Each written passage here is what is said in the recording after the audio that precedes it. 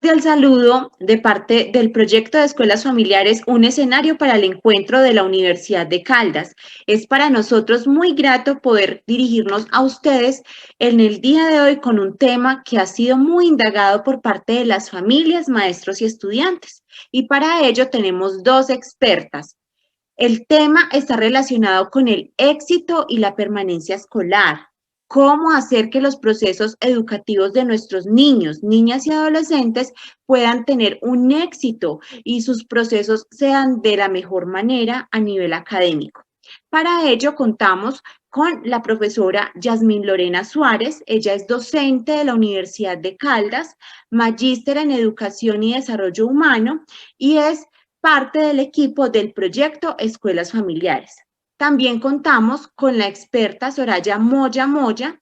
Ella es licenciada en educación, tiene triple máster en neuroeducación, discapacidad y educación.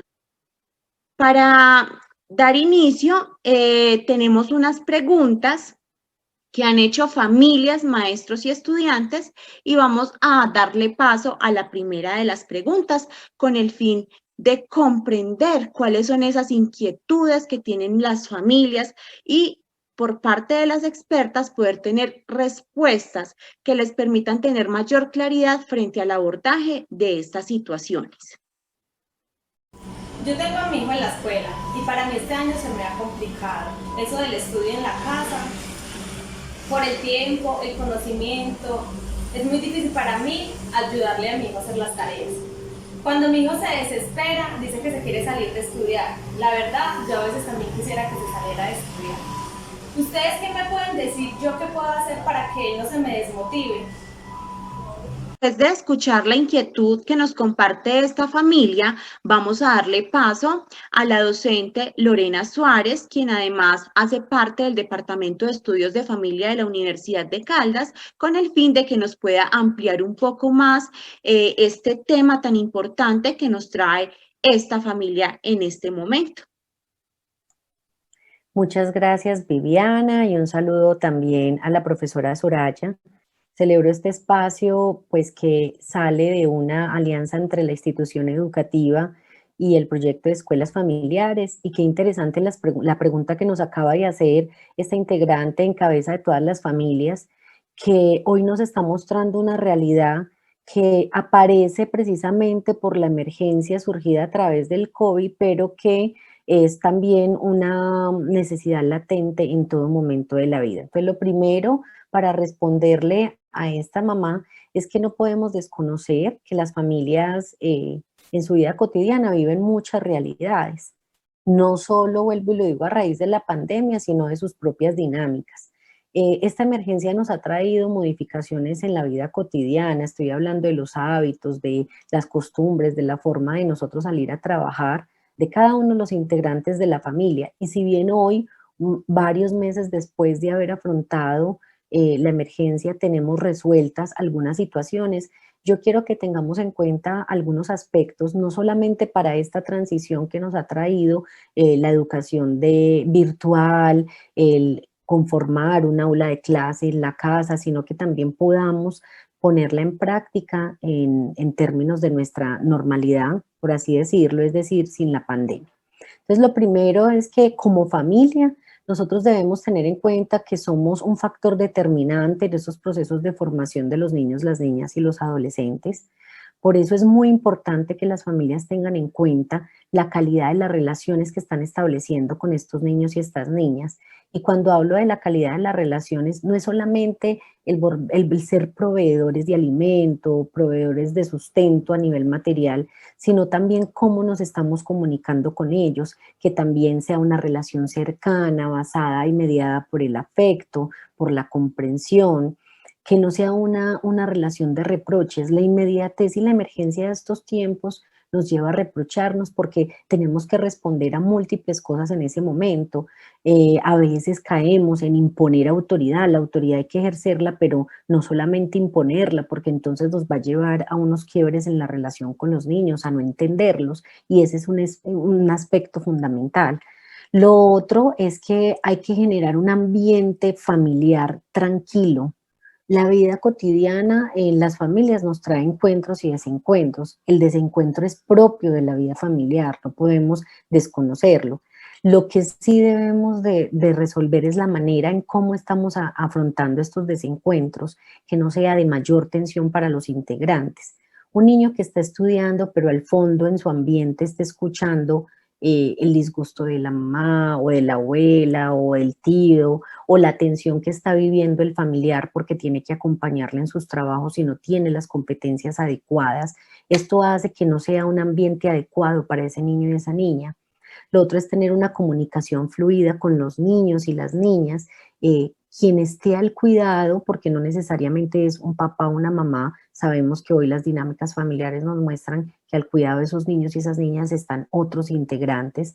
Debemos entonces conversar, saber cómo se sienten, qué piensan, qué les está motivando, qué es lo que les interesa, conocerlos, saber cuáles son esas fortalezas, esas debilidades que ellos tienen y acompañarlos en esos temores que ellos empiezan a afrontar y a resolver, darles tranquilidad, mostrarles como familia que entendemos sus fortalezas, que también entendemos sus dificultades y no aumentarles más tensión, siempre diciéndoles qué es lo débil o qué es lo que deben de mejorar.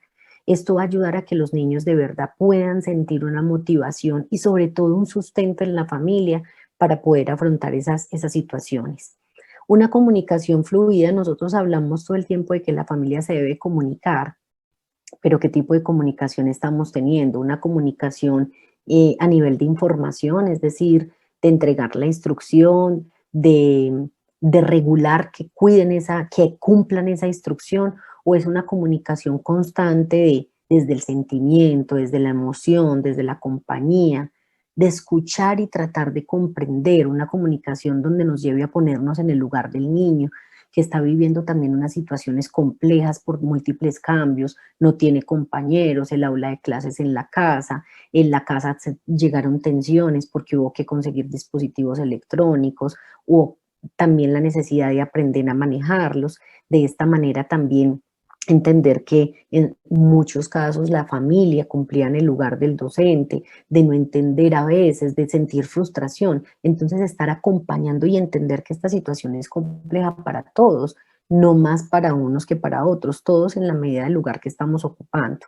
Entonces yo creo que ahí la invitación muy clara es a entender que la familia influye en los resultados escolares de los niños en la medida en que dentro de ese ambiente familiar nosotros estemos tratando de que ellos tengan las condiciones adecuadas. Y cuando hablo de condiciones adecuadas no solamente son las materiales, son en términos del ambiente, son en términos de las relaciones, de la emoción, del afecto y de la comprensión, que es lo que media en la vida familiar.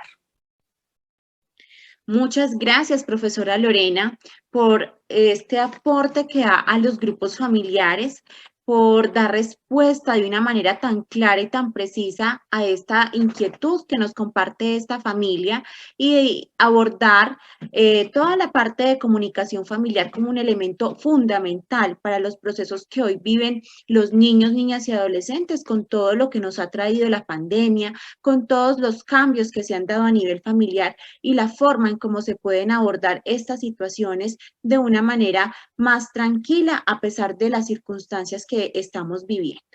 Ahora, hay un estudiante, porque no solamente han sido las familias y los docentes quienes se han inquietado frente a este tema tan importante del éxito y la permanencia escolar, sino los mismos estudiantes quienes tienen que vivir situaciones que están relacionadas con todos estos cambios en las dinámicas, como bien lo mencionaba la profesora anteriormente. Este estudiante nos hace la siguiente pregunta. Cuando yo me siento a estudiar o a hacer tareas, escucho música y respondo al WhatsApp. Voy hablando con mis amigos, pero mi mamá le molesta y me dice que yo me la paso jugando en el computador. Yo quisiera saber si en realidad debo de tener unas técnicas de estudio o seguir unos pasos cuando me pongo a estudiar. Bueno, como lo observamos, es una pregunta que vamos a direccionar hacia la profesora Soraya Moya, quien tiene todo el bagaje y toda la experiencia, además del conocimiento, para poder darle respuesta y también brindar las herramientas necesarias para afrontar este tipo de situaciones. Adelante, profesora, la escuchamos.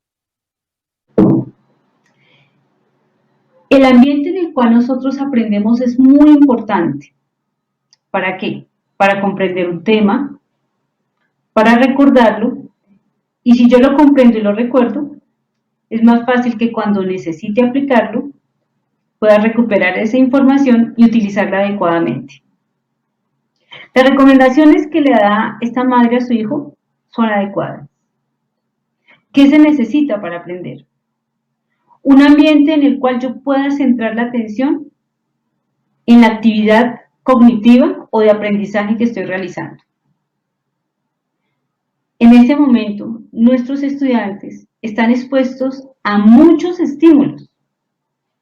La televisión, la música, las redes sociales e incluso hay unos estímulos que son internos y son sus preocupaciones, son sus pensamientos. En conclusión, para lograr un correcto aprendizaje necesitamos técnicas de estudio como, primero, un lugar adecuado para estudiar, con buena iluminación.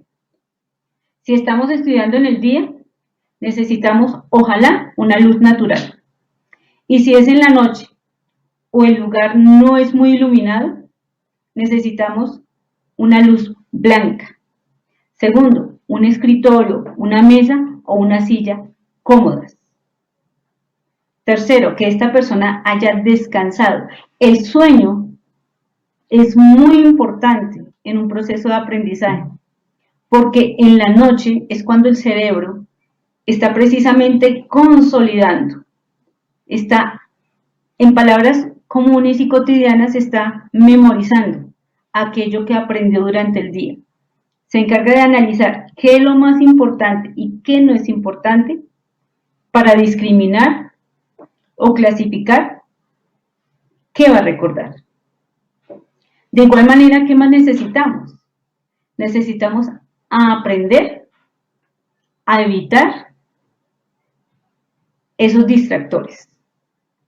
La música, si es una música con letra, va a interferir en mi proceso de aprendizaje porque parte de mis recursos cognitivos se están dedicando o destinando a comprender aquella letra. Entonces, ¿qué se recomienda? Si usted va a utilizar música en un momento de aprendizaje, para un proceso de lectura, para prepararse para una evaluación, preferiblemente emplee música instrumental. Segundo, el celular y sus redes sociales o el computador con sus redes sociales. Si yo he logrado centrar mi atención en un proceso de lectura, mi cerebro en ese momento está destinando todos sus recursos a ese proceso. Pero si en un momento entra una llamada o estoy atenta a los mensajes de mis redes sociales, inmediatamente mi cerebro deja el recurso que está manejando, que es un proceso de lectura, y entra a atender esa llamada o verificar esos mensajes. Y cuando vuelva a retomar mi lectura, aquello que yo ya había comprendido o había leído, es probable que lo haya olvidado en esos segunditos. Entonces, al cerebro, ¿qué le toca? Volver a retomar, volver a comprender. Conclusión. En un momento de un proceso de aprendizaje, de estudio, se requiere evitar esos distractores. Repito, música instrumental que no contenga letra. Segundo, un ambiente de aprendizaje adecuado. Tercero, ojalá tengamos horarios constantes para este aprendizaje. Cuarto, hablemos con aquellas personas que nos acompañan y que nos rodean para que evitemos precisamente que ellos también estén interfiriendo en nuestro aprendizaje.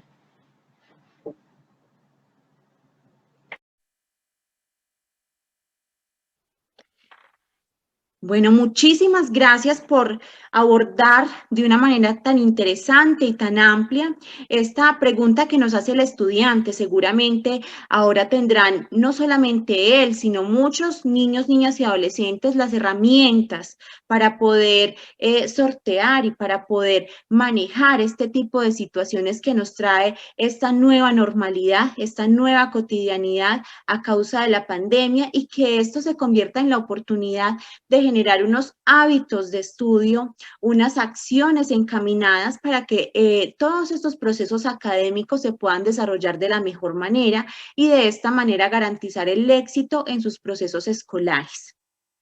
Vamos a dar paso a la siguiente inquietud. Esta inquietud nos la trae una familia y vamos a escuchar de qué manera ellos han estado viviendo todas estas situaciones y qué es lo que les inquieta en esa dinámica familiar. Tengo una niña en tercero y la otra en octavo. Nosotros tratamos de ayudarle para que ellas estudien y les vaya bien, pero nos gustaría saber cómo nosotros los padres de familia podemos ayudarlos para que ellos tengan mejores resultados en la escuela y en el colegio y no le cojan pereza al estudio. Bueno, profesora Lorena, ahora le damos paso para que por favor nos dé respuesta a esta inquietud que la familia nos acaba de expresar y de esta manera ellos puedan tener los elementos necesarios para comprender la situación que en este momento están viviendo. Gracias, Viviana. La pregunta que nos plantea la familia es muy interesante porque además nos deja de manifiesto que es una realidad que viven todas las familias. La profesora Soraya ya lo venía hablando un poco en términos de las técnicas y de los hábitos de estudio. Yo voy a tratar acá de puntualizar más en términos de la familia. Entonces, lo primero es que entendamos que en la familia debe existir la corresponsabilidad. Cuando hablo de corresponsabilidad, es decir, una responsabilidad compartida entre los integrantes del grupo familiar, entre los cuidadores. No puede recaer solamente en una persona porque va a generar tensión y estrés en las relaciones, y creo que esas tensiones pueden generar más desencuentros y desacuerdos entre los demás. En ese sentido, deben de haber consensos familiares en términos del establecimiento de rutinas, de hábitos, de la misma dinámica familiar, porque ahora estamos en una dinámica donde estamos mucho tiempo en casa compartiendo espacios en común que de pronto en otros momentos la casa estaba un poco más sola, nos encontrábamos de pronto a horarios puntuales por los compromisos que cada uno asumíamos, pero ahora hay más encuentro en ese espacio familiar y debe de haber una corresponsabilidad. En ese sentido, entonces, debe de haber una negociación, pero además un conocimiento de la totalidad de integrantes del grupo familiar sobre ciertos aspectos. Y creo que ahí debemos de ser muy puntuales como familia. En ese sentido, estoy hablando de unas reglas claras y un establecimiento de rutinas puntuales, es decir, cuando estoy hablando de reglas, es que en la familia haya un consenso, conocidas por todas, en qué momento se hace qué, pero no solamente establecer las reglas, sino velar por el cumplimiento de las mismas. Y al generar estas reglas, pues vamos generando también un establecimiento de rutinas, es decir, establecer unos horarios claros donde quién hace qué y en qué momento, y que todos lo conozcan para que no podamos mitigar un poco el que hayan desencuentros. Pero vuelvo e insisto en que se debe velar porque se cumplan. Es fundamental, a veces no es fácil, pero se va creando también hábito, y esto en los niños y las niñas es fundamental. Cuando ellos crean hábito, se está formando en la responsabilidad, se está formando en el esfuerzo, se está formando para que ellos entiendan que para cumplir una meta hay que transitar por unos pasos y que no simplemente es así, a la deriva o de la nada. Esto va a generar que el éxito escolar sea más alcanzable por ellos, porque van a tener unos espacios establecidos para el estudio y unos espacios establecidos para compartir en familia, para cumplir sus hábitos en términos de limpieza, de cuidado, de colaboración en las actividades de la casa, que es muy importante. Por eso debe ser en consenso con todos. Lo otro es que dentro de las posibilidades, la familia pueda destinar un espacio dentro de la casa. Digo dentro de las posibilidades, pues porque nos encontramos todos, pero que haya un espacio destinado para estudiar. Hemos visto a través desde las redes sociales cómo las familias han transformado esos pequeños espacios y le han puesto el letrero y se llama el salón primero B o cuarto B o quinto B, van pegando sus trabajos, tienen sus cuadernos, que tenga, ya lo dijo la profesora Soraya, buena iluminación, buena ventilación, que tenga un ambiente adecuado, es decir, vuelvo, insisto en lo que ya les había dicho antes, que no se perfilen esos desencuentros, los alegatos que son costumbres de la vida cotidiana, las discusiones, sino que pueda haber también un ambiente tranquilo que le genere tranquilidad a ese estudiante para su concentración. Lo otro es que nosotros como familia debemos mostrarles interés, motivación. La motivación también sí debe ser como espejo. No le puedo decir, usted tiene que estar motivado cuando yo en otro espacio estoy diciendo, es que ponen muchas tareas, es que esto sí está muy cansón, ¿cuándo volver al colegio? Ser coherentes. Entonces, motivar, mostrarle por qué es importante que asista en estos tiempos a la institución educativa, que pueda continuar con sus estudios, que lo haga motivado para que encuentre razón a ese sentido de ese aprendizaje. Si bien a veces nosotros no contamos como familia con los conocimientos, a todos nos ha pasado, yo soy mamá y como mamá también me he visto en momentos difíciles de acompañar a mis hijos en las tareas, pues si yo no tengo el conocimiento y la herramienta, no me puedo quedar así, ni me puedo quedar en el disgusto. Tengo que generar estrategias, buscar formas, sea la asesoría del profesor, o sea, porque busque, rastre quién puede ayudar, mostrar que pueden haber estrategias de solución, que no genere solo la atención, sino que yo lleve a la solución como familia para poder que ellos entiendan la importancia. Asimismo, es que exista un balance, y esto para mí es, que considero que es muy importante, un balance entre los compromisos escolares y el ocio familiar o el ocio personal. Ellos son niños. Hay que entender que como niños, en la etapa diferente que se encuentran, les interesa el juego, estar sentados a pantallas, a guías, bueno, a las estrategias que están desarrollando las instituciones educativas requieren de mucha concentración y los niños tienen, ya la profesora Soraya lo habló y conoce mucho el tema, sabe que tienen de acuerdo a la edad unos niveles de concentración. Entonces, en este sentido, que entendamos que ellos también necesitan descansar, jugar, pero necesitan del tiempo familiar. En ese día y en esa rutina que se establezca, hay que destinar por lo menos media hora para que como familia se sienten a jugar, puede ser un juego de mesa, puede ser hablar, a compartir como familia, que no sea solo la emergencia del día, la emergencia de la rutina, de cumplir el compromiso, sino que pueda existir un balance entre lo que se está haciendo y entre lo que realmente se está necesitando.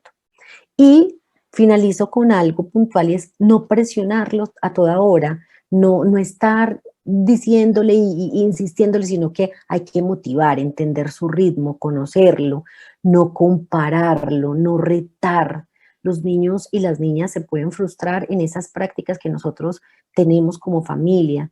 No solamente exigir, hay que acompañar. Esto motiva, esto da confianza. Si hoy te fue mal, mañana lo harás mejor. Si hoy no estás de ánimo, seguramente lo vas a estar luego. O sea, entender que hay un cambio de emociones y todos estamos enfrentados a este cambio de emociones. Los niños y las niñas también no están saliendo. Aparte hay unos riesgos, están los medios de comunicación que generan un estrés. Entonces, como familia no le sumemos más estrés, dejemos que también se lo gocen, que se lo disfruten, que ellos entiendan que esto va a ser un momento que van a recordar en la historia, una experiencia diferente, inolvidable, y considero que son como aspectos puntuales que se deben tener en cuenta. Muchas gracias, profesora Lorena, y también agradecemos a la profesora Soraya. Aquí hemos estado tomando atenta nota de cada uno de los elementos que ambas han abordado porque son muy interesantes y dan respuesta a cada una de las inquietudes que los tres actores participantes, familias, maestros y estudiantes, han venido expresando a lo largo de este encuentro. Ahora vamos a dar paso a la siguiente pregunta. Soy profesora y en mi experiencia acompañando a los niños en su proceso escolar me han mostrado que todos son diferentes, de acuerdo a la edad y a sus habilidades. Me gustaría saber qué se debe tener en cuenta al momento de hacer la planeación en lo que respecta al desarrollo cognitivo de los niños y adolescentes y de esta manera poder contribuir en su desarrollo escolar. Acabamos de observar una pregunta bastante interesante que nos hace la docente y para ello invitamos a la profesional Soraya Moya para que nos pueda compartir de acuerdo a su saber y a su conocimiento la respuesta a esta interesante pregunta. La planeación que un docente realice para diseñar sus clases es un aspecto muy importante que va a ayudar tanto en el desempeño académico del estudiante como obviamente en su desarrollo tanto cognitivo como motriz e incluso a nivel social. Pero ¿cómo lograrlo?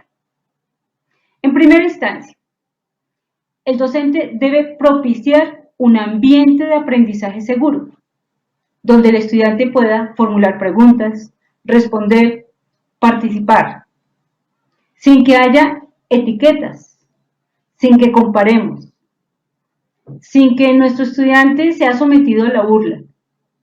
Para eso, el docente tiene que propiciar el manejo de valores y ser un ejemplo de respeto y responsabilidad. Segundo, el docente debe conocer qué motiva a cada estudiante para aprender. Está demostrado a través de las neurociencias que aprendemos aquello que amamos. Lo dice el mismo Francisco Mora. Es decir, que cuando un estudiante ve que el tema que va a manejar, que va a aprender, es un tema que a él le gusta, se va a involucrar más, se va a comprometer más con ese aprendizaje. Tercero, necesitamos diseñar escenarios de enseñanza-aprendizaje donde sea posible el uso de todas las vías sensoriales. Es decir, que podamos no solamente escuchar, observar un escenario rico en imágenes, manipular, que podamos incluso interactuar con otros. Pero no solamente diseñando esos momentos de enseñanza-aprendizaje.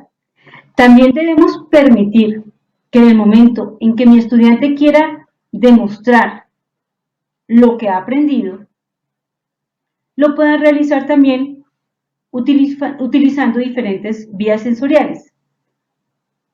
Entonces, que mi estudiante pueda dibujar, que si quiere cantar, que si quiere hacer una narrativa, elaborar una presentación, la vía o el mecanismo que él desee o seleccione para presentar eso que ha aprendido y comprendido, se lo debemos permitir.